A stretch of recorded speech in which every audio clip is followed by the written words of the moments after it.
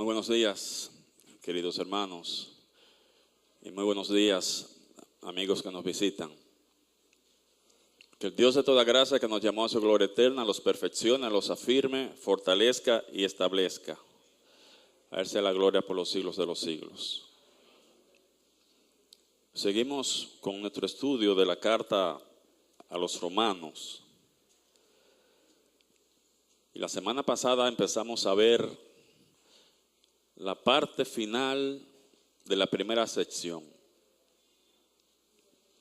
Hemos visto que Romanos tiene una división natural en 5 secciones. La primera sección, que comienza en el capítulo 1 y termina en el 3:20, trata acerca del pecado. Pablo trata de mostrar tanto a los judíos como a los gentiles de la iglesia de Roma que no hay justificación para la división, para sentirse superior uno u otro, porque ambos grupos están en la misma condición de pecado. Todos pecaron y están destituidos de la gloria de Dios. La segunda sección entonces tiene que ver con la salvación. Los dos grupos necesitan perdón de sus pecados, necesitan salvación, necesitan a Cristo. En la tercera sección, Pablo nos hablará acerca de la santificación. Todos, unos y otros, deben vivir en santificación, en santidad. Luego Pablo, capítulos 9, 10 y 11, nos explicará por qué escogió a Israel para entregarle su palabra, para propagar su palabra, para ser testigo de Dios, por qué lo escogió. Y luego los capítulos del 12 al 16 nos hablarán acerca de la práctica de lo que hemos aprendido, de lo que Él ha dicho en los primeros 11 capítulos. Entonces, ¿cómo ponemos esto en práctica? ¿Cómo practicamos? Así que hoy vamos a terminar la primera sección que habla acerca de pecado. En esta sección solamente vamos a ver malas noticias. A partir de la próxima semana ya vendrán las buenas noticias. Empezaremos a hablar acerca de la salvación, pero hoy terminamos esta parte. Vamos de nuevo a leer para reenfocarnos, para ver el contexto completo. Y vamos a leer de nuevo en el capítulo 3, los primeros 20 versículos. Dice la palabra de Dios, leemos en Romanos 3, del 1 al 20. ¿Qué ventaja tiene, pues, el judío? ¿O de qué aprovecha la circuncisión? Mucho, en todas maneras. Primero, ciertamente, que les ha sido confiada la palabra de Dios. Pues, ¿qué? Si alguno de ellos han sido incrédulos, ¿su incredulidad habrá hecho nula la fidelidad de Dios? De ninguna manera. Antes bien sea Dios veraz y todo hombre mentiroso, como está escrito, para que sea justificado en tus palabras y venzas cuando fueres juzgado. Y si nuestra injusticia hace resaltar la justicia de Dios, ¿qué diremos? ¿Será injusto Dios que da castigo? Hablo como hombre. En ninguna manera. De otro modo, ¿cómo juzgaría Dios al mundo? Pero si por mi mentira la verdad de Dios abundó para su gloria, ¿por qué ahora soy juzgado como pecador? ¿Y por qué no decir, como se nos calumnia y como algunos cuya condenación es justa afirman que nosotros decimos, hagamos males para que vengan bienes? ¿Qué pues? ¿Somos nosotros mejores que ellos? En ninguna manera. Pues ya hemos acusado a judíos y a gentiles que todos están bajo pecado. como está escrito, no hay justo ni aun uno, no hay quien entienda, no hay quien busque a Dios. Todos se desviaron, a una se hicieron inútiles, no hay quien haga lo bueno, no hay ni siquiera uno. Sepulcro abierto es su garganta, con su lengua engañan. Veneno de áspides hay debajo de sus labios. Su boca está llena de maldición y de amargura. Sus pies se apresuran para derramar sangre. Quebranto y desventura hay en sus caminos. Y no conocieron camino de paz. No hay temor de Dios delante de sus ojos. Pero sabemos que todo lo que la ley dice, lo dice a los que están bajo la ley, para que toda boca se cierre y todo el mundo quede bajo el juicio de Dios, ya que por las obras de la ley ningún ser humano será justificado delante de él, porque por medio de la ley es el conocimiento del pecado. Mi buen Dios y Padre nuestro, muchas gracias te damos en esta mañana. Gracias por tu fidelidad y tu misericordia que es nueva cada mañana. Gracias, Señor, porque hasta aquí nos ha ayudado. Gracias, Señor, por el cuidado que estuviste con nosotros durante la noche. Y ahora, mi Dios, este primer día de la semana, nosotros venimos temprano buscando tu rostro, dedicando las primeras horas a ti, reconociendo que tú eres Dios, reconociendo tu señorío en nuestras vidas, reconociendo nuestra necesidad de ti y nuestra dependencia de ti, Señor. Ahora al abrir tu palabra, pedimos que nos dé luz, entendimiento, conocimiento, ciencia. Ayúdanos a conocer, a entender tu voluntad, porque queremos agradarte. Con nuestra presencia aquí, Señor, en esta mañana queremos decirte que eres importante para nosotros, que eres lo primero para nosotros. Y queremos agradarte con nuestras vidas. Queremos vivir en santidad y en comunión continua contigo. Ayúdanos, Señor. Y quita, Señor, todo lo que impida que nosotros podamos obedecerte. En el nombre de Jesús. En el nombre de Jesús. En esta última sección que trata sobre el pecado, el apóstol va a demostrar la pecaminosidad de todo el mundo, de todo ser humano. Y ahora, al final, le va a resumir lo que ha venido diciendo. Y lo va a hacer primero a través de 5 preguntas. 5 preguntas que él anticipa que pueden estar haciendo, pensando sus oyentes, sus lectores, en este caso judíos. Ahora en esta parte él está hablando a los judíos. Empezó hablando en el capítulo 2, verso 17, empezó a hablar con los judíos y todavía está hablando a los judíos. Él anticipa esas preguntas que puedan quedar o ese espacio en blanco, si algo no se entendió. Ahora Pablo va a rematar, a concluir, a afinar, haciendo 5 preguntas. Después de estas 5 preguntas, entonces, los versos del 10 hasta el 18, Pablo va a traer citas del Antiguo Testamento como testimonio, como prueba de lo que él ha venido hablando, de lo que él ha venido explicando. Está hablando con los judíos, entonces, como ellos tienen pleno entendimiento, pleno conocimiento del Antiguo Testamento, él va a usar las Escrituras para mostrarle, para confirmar lo que él ha venido explicando o de lo que lo ha venido acusando en cuanto al pecado. Y al final, luego tendrá su veredicto, el veredicto.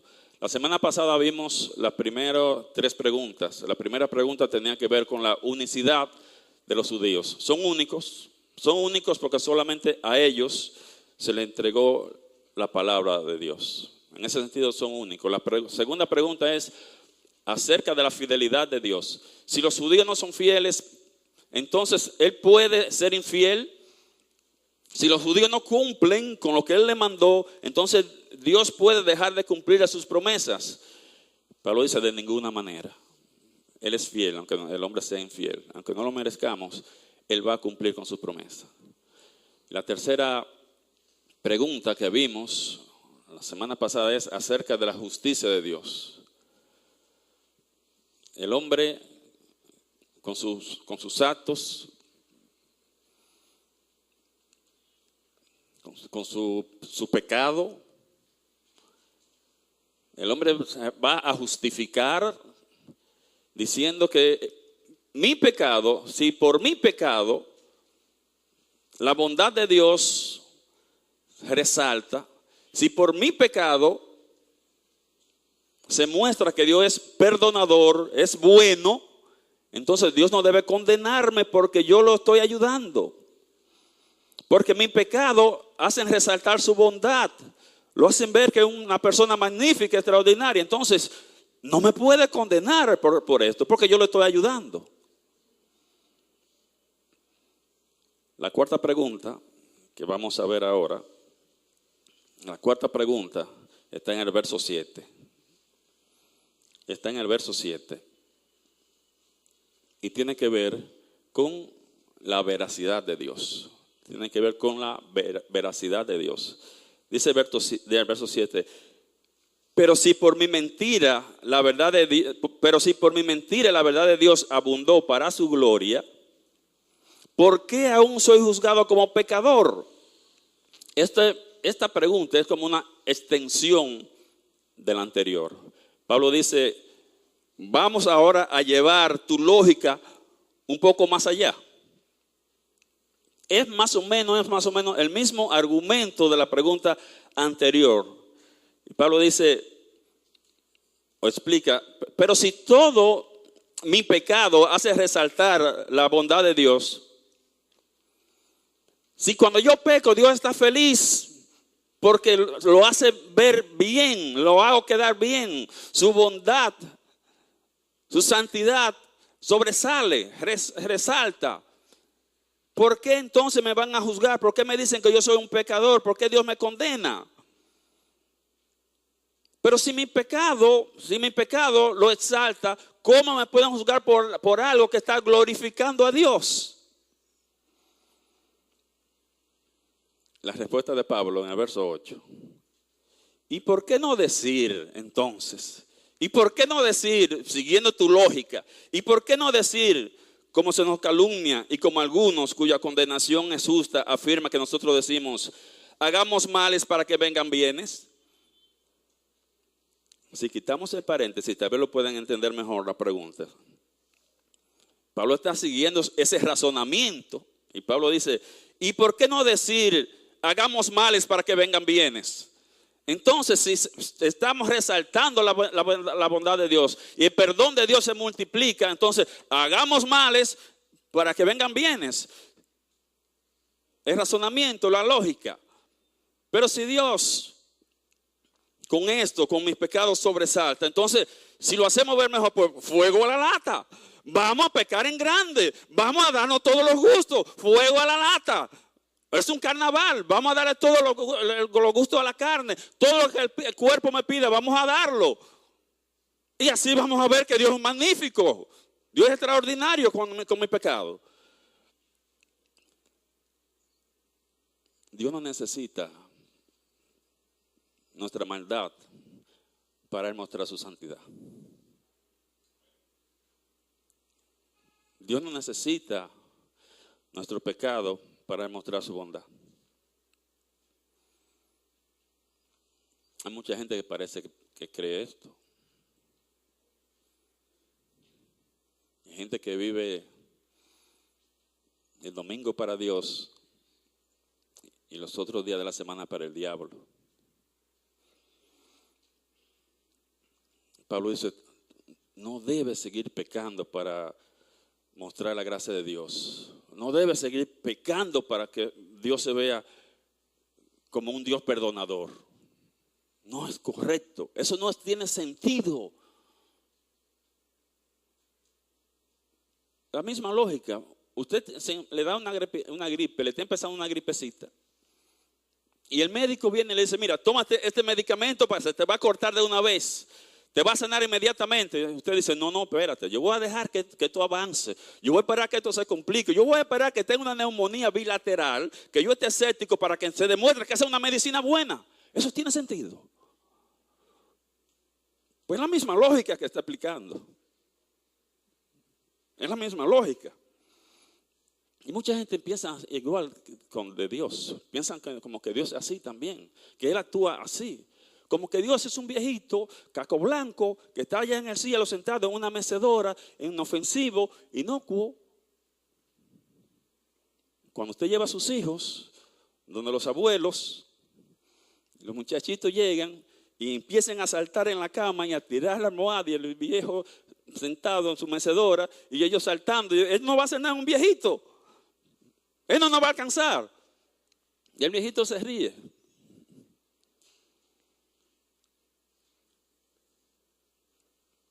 Y mucha gente piensa que Dios es así.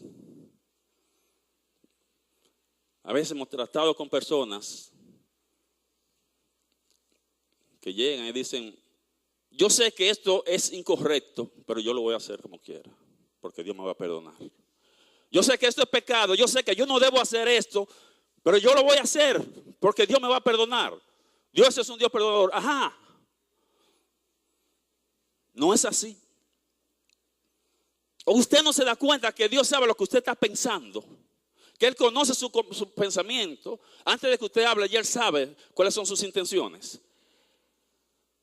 ¿Usted cree que un Dios que le permita a usted salir sin ningún castigo, cuando usted ha violado lo que Él está mandando, cuando usted está desobedeciéndole, un Dios que permita hacer eso no es digno de adoración? Y el Dios que seguimos digno de adoración, Él no va a permitir eso. El perdón nunca es una licencia para pecar. Dios perdona, Dios te perdona, pero no te está dando una licencia para pecar. No confunde el perdón con la aprobación. Son dos cosas muy diferentes, completamente diferentes. Un padre puede perdonar a un hijo y dejarlo que sufra las consecuencias de su acción. Claro. Dios te puede perdonar, Dios te perdona después de haber pecado. Sí, te va a perdonar, pero esto no va a quitar las consecuencias. Vas a pecar y Dios te va a perdonar, pero las cicatrices van a quedar ahí. Los resultados no te lo va a quitar, no te lo va a evitar. Como una persona ha hecho un desastre con su vida, ha desperdiciado su vida en alcohol, en drogas, viene a Cristo, se arrepiente, Dios lo perdona, pero su mente no va a funcionar igual otra vez. ¿No? Después que usted le ha dado esa sobredosis de drogas y de alcohol a su cerebro, va a tener el perdón de Dios, sí, pero probablemente quede siendo un disparatoso. Está perdonado, sí, y puede ir al cielo, sí, pero ya eso que usted sembró, usted lo va a cosechar. Aunque usted haya sido perdonado, eso Dios no se lo puede quitar. Y Pablo está diciendo, no abuses de la gracia de Dios. No presumas de la gracia de Dios. Y Pablo dice que está siendo calumniado.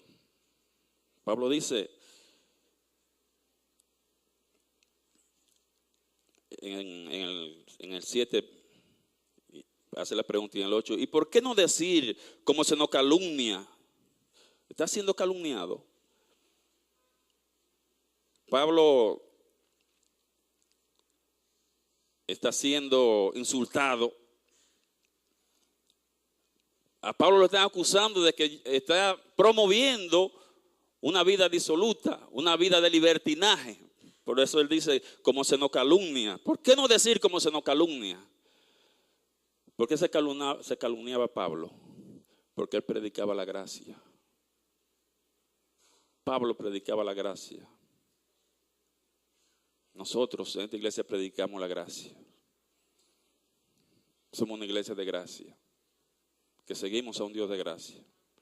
Pero siempre que un predicador, siempre que un pastor esté predicando, esté enseñando acerca de la gracia, se le va a acusar de estar promoviendo el pecado. Pero en esa iglesia toleran el pecado. Pero en esa iglesia permiten. Estamos predicando la gracia. La gracia no es pecado.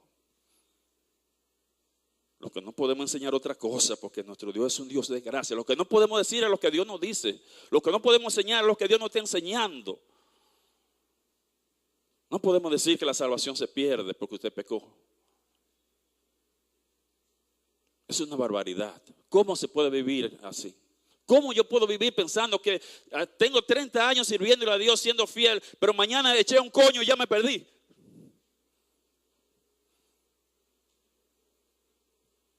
¿Con qué inseguridad yo voy a vivir? Porque eso no es verdad. Pero siempre que se predique, que se enseñe sobre la gracia, se nos va a acusar.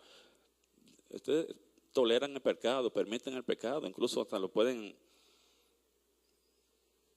estimular. ¿Cuál es la respuesta de Pablo? ¿Cuál es la respuesta de Pablo? Está en el versículo 8 y dice, cuya condenación es justa. Cuya condenación es justa. Si usted piensa que puede pecar y pedirle perdón a Dios y no va a pasar nada, está equivocado. Se lo repito. Si usted cree que puede pecar y pedirle perdón a Dios y no va a pasar nada y no va a sufrir consecuencias, usted está equivocado. Usted va a recibir lo que merece, aunque sea perdonado. Usted va a recibir lo que usted ha sembrado. Esa es la cuarta pregunta. Vamos a la quinta pregunta. Está en el verso 9. La quinta pregunta.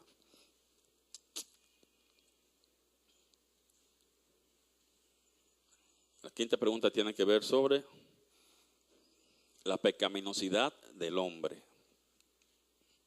La pecaminosidad del hombre. Verso 9. ¿Qué pues? ¿Somos nosotros mejores que ellos? Acuérdense que Pablo es judío y le está hablando a los judíos. ¿Quiénes son nosotros? Los judíos. ¿Quiénes son ellos? Los gentiles. Pablo está diciendo, ¿qué pues? ¿Somos nosotros los judíos mejores que ellos, mejores que los gentiles? La respuesta, de ninguna manera. Pues ya hemos acusado a judíos y a gentiles que todos están bajo pecado. Esta es la quinta pregunta. La primera pregunta tiene que ver acerca de la unicidad de los judíos. La segunda tiene que ver acerca de la fidelidad de Dios. La tercera, la justicia de Dios. La cuarta tiene que ver con la veracidad de Dios. Y el quinto tiene que ver con la pecaminosidad del hombre. ¿Somos nosotros mejores que ellos? Pablo dice, de ninguna manera. Algunos pueden estar pensando por lo que dice el verso 1 del capítulo 3, que comienza diciendo, ¿qué ventaja tiene el judío? Probablemente están diciendo, el judío tiene ventaja. Algunos están diciendo, el judío tiene ventaja. Y Pablo dice, estoy de acuerdo, correcto, pero no son mejores. Son dos cosas muy diferentes. Una cosa que ellos tengan una ventaja y otra cosa que sean mejores. Pablo dice, tienen una ventaja. ¿Cuál es esa ventaja? Le dieron la palabra de Dios primero. Pero son mejores. No son mejores. Esto no lo hace mejores. Los dos grupos son pecadores. Hay diferencia entre tener una ventaja y ser mejor. Así que esta es la primera sesión de los argumentos finales de Pablo. La primera sesión es las preguntas, las 5 preguntas. Ahora Pablo viene en los versos del 10 al 18 con las citas. Son 5 citas del Antiguo Testamento, prácticamente todas de los Salmos y una de Isaías. En estos versículos, este pasaje del 10 al 18, vamos a tener 3 puntos. El primer punto, los versos del 10 al 12, nos van a hablar acerca del carácter del hombre. El carácter del hombre, lo primero del 10 al 12. Luego, del 13 al 17, habla de la conducta del hombre. La conducta hablando y la conducta de hechos, haciendo. Y por último, al final, el versículo 18 va a hablar la causa del pecado. ¿Por qué todo esto? Va a mostrar cuál es la causa. Ahora Pablo va a dar ese testimonio complementario. Ahora va a probar lo que ha dicho con citas del Antiguo Testamento. Y dice, como está escrito, dice a partir del verso 10. ¿Dónde está escrito? En el Antiguo Testamento. Está escrito en la Biblia. Y en esta porción, he contado que hace 14 afirmaciones. Hay 14 afirmaciones. La primera parte, los versículos del 10 al 12, está en el Salmo 14. En el Salmo 14, del 1 al 3. Esa porción que habla del carácter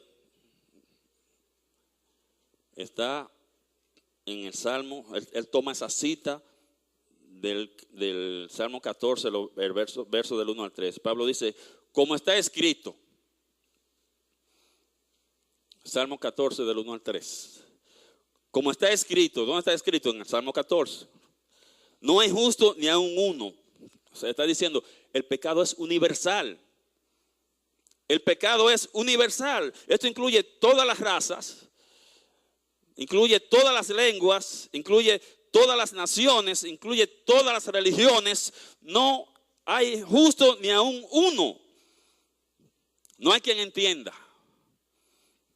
No hay quien busque a Dios. El hombre no busca a Dios. El hombre no busca a Dios. El hombre busca las cosas de Dios. Eso es que busca el hombre. ¿Qué Dios me ofrece? Paz, protección. Yo quiero esto. Yo quiero las cosas de Dios, pero no quiero a Dios. Que no se meta en mi vida. Que no mande en mi vida. Yo quiero lo de Dios, pero yo no quiero a Dios. El hombre no busca a Dios. No sé si algunos de ustedes recordarán una calcomanía o a veces una placa que decía, ya lo encontré, refiriéndose a Dios. Ya lo encontré. Lo incorrecto de esto es que Dios nunca ha estado perdido.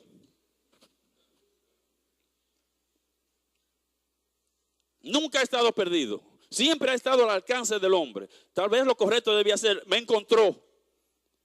Dios me encontró. Pero no que yo encontré a Dios. Él nunca ha estado perdido. ¿Algunos de ustedes han leído la parábola del pastor perdido? ¿Cuántos de ustedes han leído la parábola del pastor perdido? Nadie la ha leído. Pero no se preocupen, yo tampoco. Eso no existe. No existe la parábola del pastor perdido. Lo que existe es la parábola de la oveja perdida. Es la oveja la que está perdida, no es el pastor. Es el pastor el que sale a buscar a la oveja, no la oveja al pastor.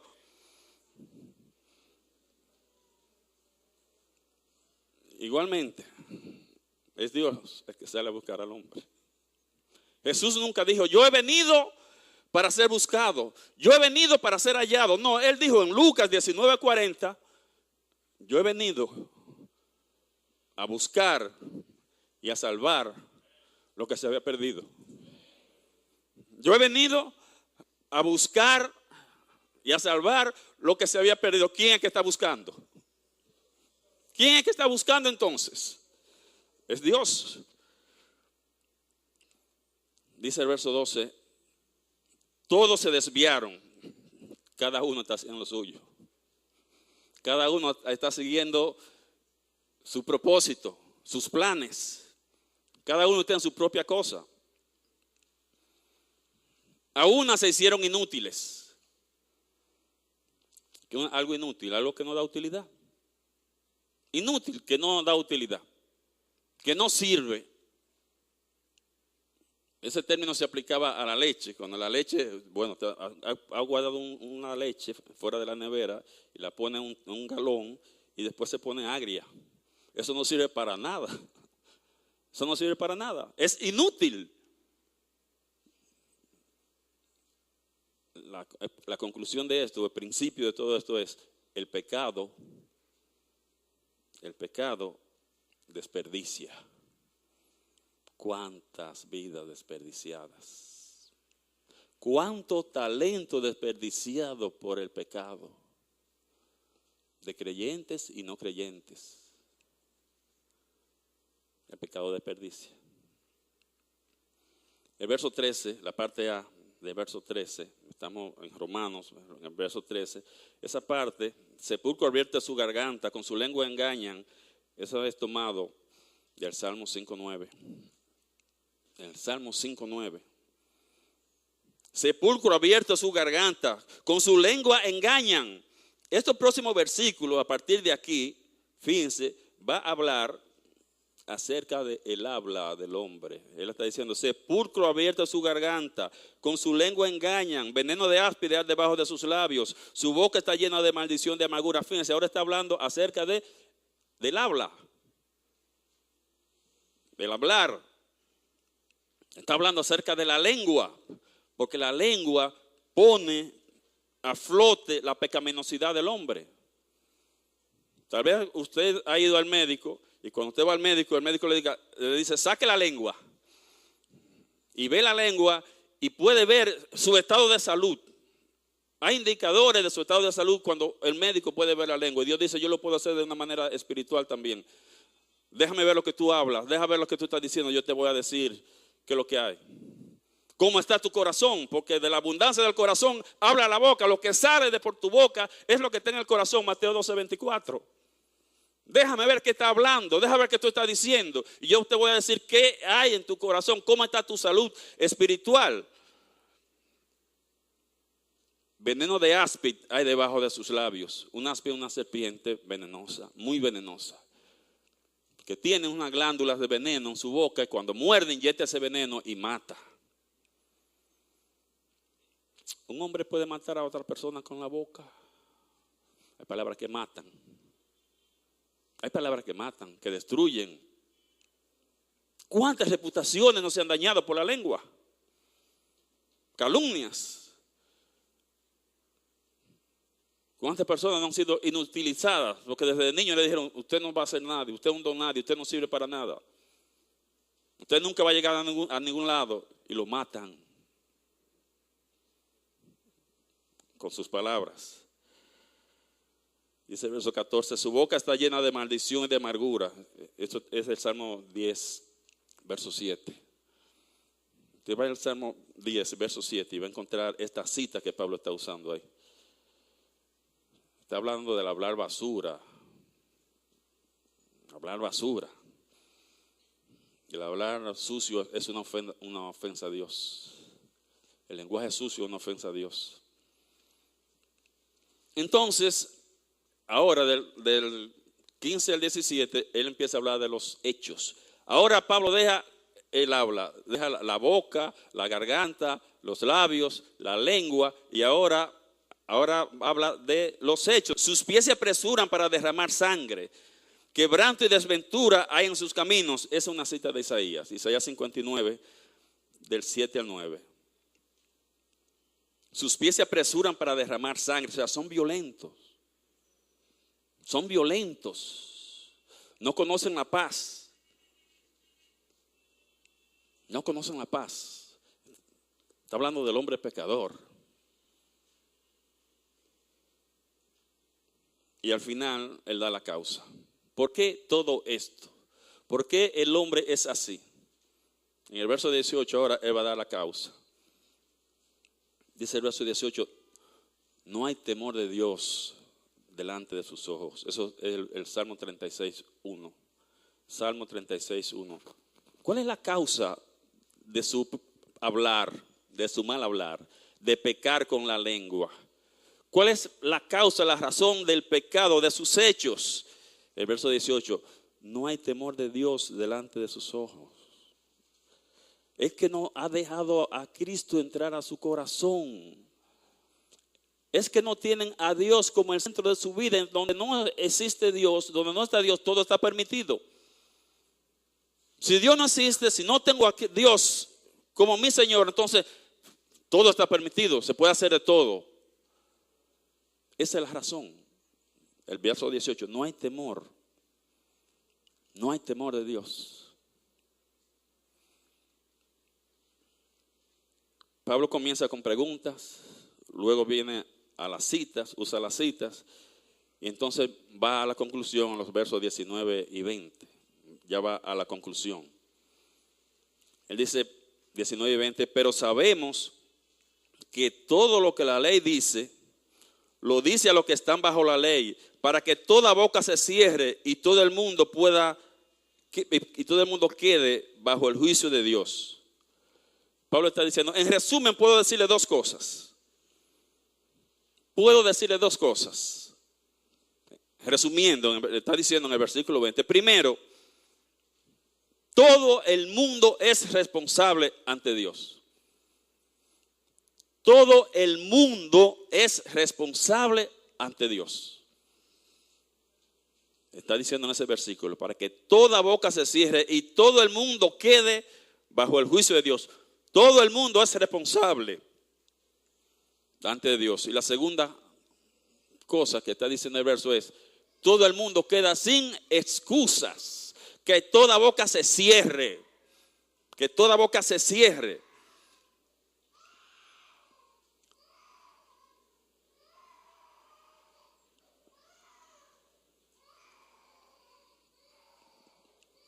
Todo el mundo queda sin excusas. Un día estarás delante de Dios y te quedarás sin habla. No podrás defenderte. No podrás decir, yo soy inocente. Yo no sabía. Si no tiene una Biblia, tiene una conciencia. Y la ley de Dios está escrita en la conciencia de cada ser humano. No tiene una Biblia, pero tú tienes una conciencia para saber lo que es bueno y lo que es malo. Así que ante Dios estarás indefenso, sin argumento. Tendrá que quedarse callado porque no hay argumentos. Y no solamente va a estar sin argumentos, sino que va a estar sin esperanza. ¿No has puesto tu fe en Cristo Jesús? Delante de Dios va a estar sin esperanza. Dice el verso 20, ya que por las obras de la ley ningún ser humano será justificado delante de él, porque por medio de la ley es el conocimiento del pecado. Él está diciendo, nadie se va a salvar porque guarde la ley, nadie se va a salvar porque guarde los 10 mandamientos. Entonces se diría, ¿y para qué sirve la ley? ¿Para qué Dios da la ley si esto no me va a servir para nada? Si esto no me va a llevar al cielo, ¿para qué Dios da la ley? La Biblia dice que la ley fue dada por dos razones. Por dos razones. Primero, está ahí la primera razón. Dice que nos permite conocer el pecado. Nos hace conscientes de nuestro pecado. Una razón por lo cual se nos dio la ley. O se les dio la ley al pueblo de Israel, a los judíos, es porque la ley lo hace consciente del pecado. El pecado siempre ha existido. Antes de existir la ley existía pecado. Cuando Caín mató a Abel fue pecado. Dios nunca había dicho que no matara a nadie. No lo había dado por escrito, pero estaba en la conciencia. Antes de la ley había pecado. Pero ahora, para que el hombre no se justifique, nadie me lo había dicho, yo no sabía, Dios da la ley y ahora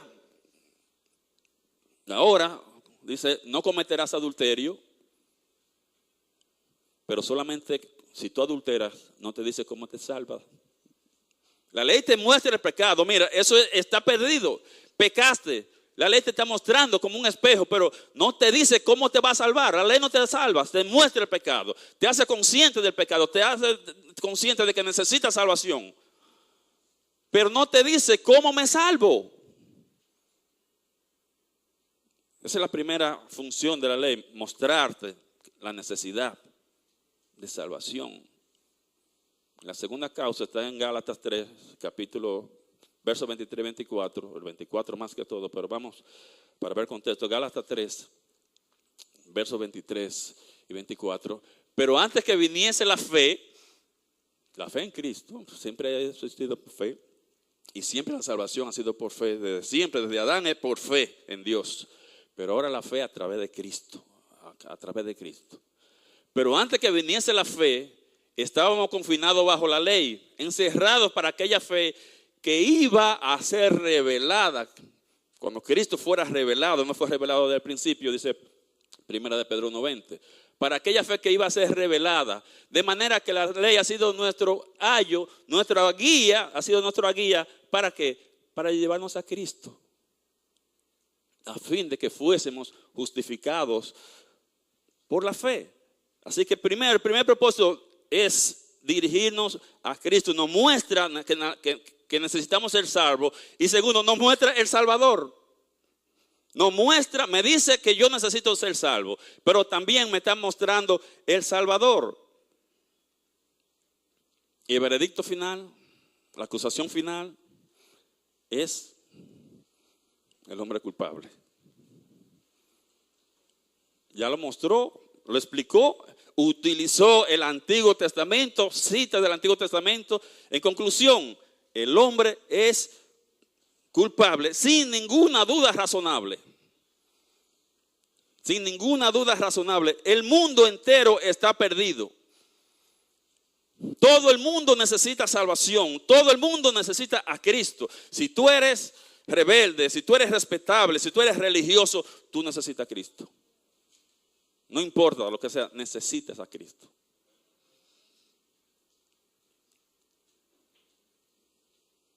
Esa es la mala noticia. Culpable.